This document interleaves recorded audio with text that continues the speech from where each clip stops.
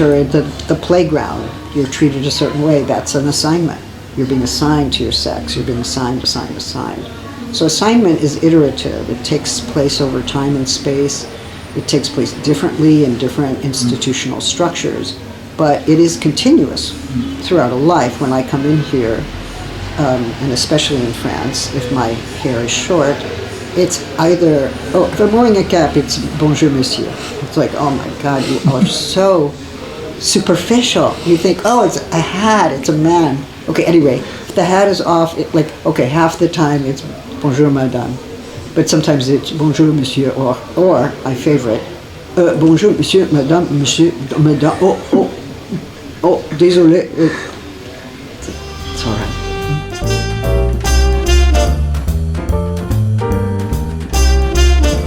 You help me see that this gender trouble is a mimetic trouble of sorts, in the sense that it challenges the adequation model between sex and gender. It also challenges the ideal, the model, the male model of which a woman is supposed to be a copy, or the heterosexual model of which the gay or lesbian trans are supposed to be degraded, untrue fictional copies. You were implicitly deconstructing this model copy ideal via the notion of mimesis in a way. And I ask simply because I have an essay in mind, specifically gender imitation. Yes. Where I think you tap into some of the genealogies that have been interesting for my thinking about mimesis.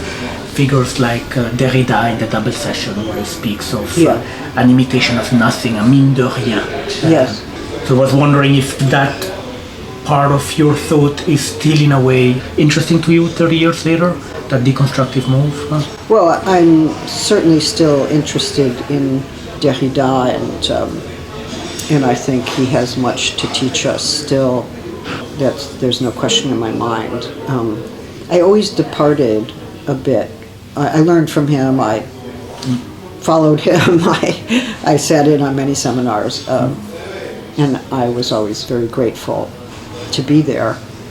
But there's another part of my thinking which has to do with social and political life and theories of power, some of which are Foucauldian. Right. So for me, the failure of mimesis, which I take to be a good thing, the failure implied by any mimetic imperative, whether it's colonial, racial, gendered, opens up a critical distance from a set of norms, from a set of not just ideals, as I was saying before, but a set of cultural and social norms, some of which are racial in character, some of which are colonial in their history and in their persistence, some of which are heteronormative. So these are spheres of power, and even gender. It's important to remember that gender is not just a way of talking about identity or identification. Gender's a frame of analysis for a number of scholars who are trying to understand how power works. So when we look at something like the market or the public sphere or educational systems, and we say, what's the gender dimension of these phenomena? Like what's the gender dimension of the market or of public policy? We're actually trying to figure out how people are treated differentially. We're looking to understand forms of inequality or exclusion or possibly exploitation or even violence. And that means gender is not a personal feature of my own. It's a framework that allows us to see and grasp and describe forms of domination and exclusion that we otherwise wouldn't have. So I worry that today, at least in some of the contemporary debates on gender, it's treated simply as an issue of identity or even an identity politics, when gender actually belongs to struggles for freedom and equality and justice. And discrimination laws, laws against gender-based violence, laws against marital rape, laws against the harassment or killing of trans people or gay, lesbian people. I mean, medical laws that are trying to codify medical ethics for intersexed children. I mean, all of these rely on gender as a category without necessarily referring to gender identity. Mm-hmm. I'm glad that you're anticipating to the political implications of gender. You mentioned the notion of identification, which I was planning to use as a step towards that, because your theory is anti-mimetic in the ways that we have defined, but you speak of a psychic mimesis early on that opens the self to the other, so that there is no identity that is autonomous and closed, but it's always already relational. And the psychoanalytical, since we talked about the phantasmatic, the psychoanalytical notion of identification is one of the masks of mimesis as I understand it. And early on, I think it's still in that piece on gender imitation, you rely on the work of historians of psychoanalysis that speak about a mimesis that precedes the subject. Yes. And also you give a lot of attention to mourning and melancholia and the type of incorporation of a lost other, right, that then opens up a type of subjectivity that is always already related and political in a certain sense, that yes. it's vulnerable and precarious. I was wondering if that psychic mimesis, that moment of incorporation of loss and what is grievable and not grievable, is an important step in your move from gender to the psychic life of power, to use the title of the book. It might be useful to note that my very first book was on Hegel. Mm-hmm. So the trajectory goes Hegel, gender. Right, right. And then I don't know what came, Undoing Gender, I guess, came next. I don't remember. The Bodies That Matter came next, yes. then Undoing Gender, okay. So there was a little triad of gender-related works before this last book. And then Psychic Life of Power and Excitable Speech. Yes. I hope I'm right. I have no idea. I think it's important, and I'm sure you agree, to distinguish between mimesis and imitation. Imitation is something that we find in animals and humans when words or gestures are repeated, and they can be repeated non-deliberately. They can be repeated unconsciously. They can be repeated deliberately, as actors sometimes do. So there's the repetition of a pattern already observed or already registered at some level, sensed or felt or known, whether fully consciously or not, and then reproduced with relative exactitude. So that's the operation of a subject who's involved in that. But mimesis as a process or as a structure, I think, has more to do with a problematic of what in the world reflects or represents something else in the world. So we could be metaphysicians, for instance, let's say Leibniz or Spinoza, and we could say that every structure or every monad in the world actually has a mimetic relationship to every other one, that something in its own structure is reflected in another structure, and that makes for a metaphysical instantiation or reflection among different kinds of entities. That's not necessarily an epistemological claim about how we know. It's much more of a metaphysical claim or even a structural claim about what is. What is reflects everything else that is. That's we could find versions of that in Leibniz and Spinoza, I suppose. Mm-hmm. In Plato, I think it's different because I think mimesis is linked to mathexis, or mathesis, as he puts it, which is a form of participation. Mm-hmm. Right? So it's not just a passive reflection of, I think about the forms. I don't have the forms reflected in my thought. As I think about them, I participate in them, and I understand myself to be implicated in the form, and the form to be implicated in my own action, especially if the form is the form of good, say, or the form of justice.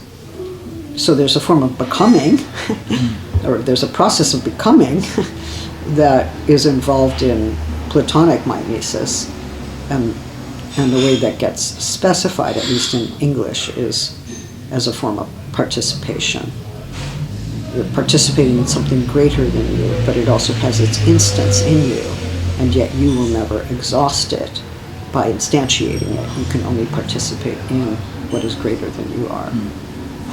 I think that in early work in psychoanalysis, especially for those who were debating hypnosis, say, and Roustan, François Roustan is one, Michael Bosch-Jacobson is another, but even before them, in the work of Ferenczi, say, there are questions of contagious mimeticism that imply that as creatures in our early formation, we are enormously suggestible, that is to say, we're impressionable, that what we hear and know permeates us and also enters into our own desire and our own tendencies, our own movements, our own ways of seeing the world, quite without our knowing and without any regard for our will. So that mimetic transfer, we might say, and I think we find a version of it in La Planche as well. That mimetic transfer is prior to our becoming aware of the ways in which we are affected by others. So we can hear ourselves speaking in the way our primary caregiver spoke, or we find ourselves in a phrase that came to us as a young person, not knowing that that phrase came from elsewhere. There's an echoing of another's language in our own, but there's also the echoing of another's desire in our own, which is a kind of internal dispossession, which starts the process of desire for someone like La Planche. Right? It's only and always because we have been interrupted by another's desire that we desire anything at all.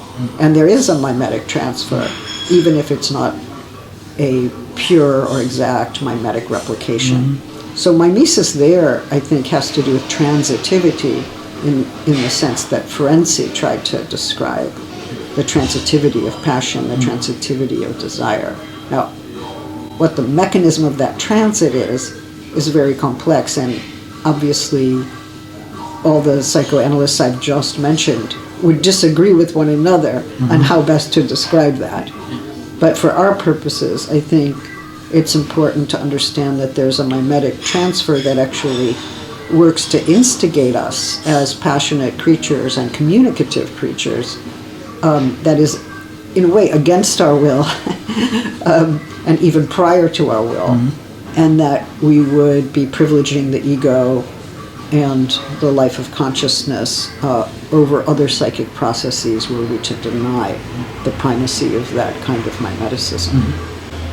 That's exactly the kind of mimesis that I'm interested in, because it does open up a conception of subjectivity that always somehow entangled with others. It's vulnerable to impressions on the one hand. Since birth, we are dependent, as you point out, on others. So we are subjected to that imprint on the one hand, but there is also a productive dimension in that imprint. And you in the psychic life of power, you speak of Foucault's theory of subjection, this kind of paradox of a type of power that has disciplined subjects, impresses subjects, but also as a creative potential. Would you agree that from what you say now, the mimetic is somehow the psychological, suggestible mimesis that you were discussing is internal to this paradoxical process of emergence of subjectivity? Yes, it's complex, right? Because when we talk about permeability, we presuppose a boundary that has been breached. Something got inside. And of course, the separate body does present as a bounded kind of thing. It has a boundary. The body begins and ends, empirically regarded, somewhere. And yet, the boundaries of the body are they're spaces of opening and spaces of closure. They're also, I would say, less firm for an infant, like where does my body begin and end? And the process of individuation requires the establishment of a certain kind of bodily ego or a bounded sense of self.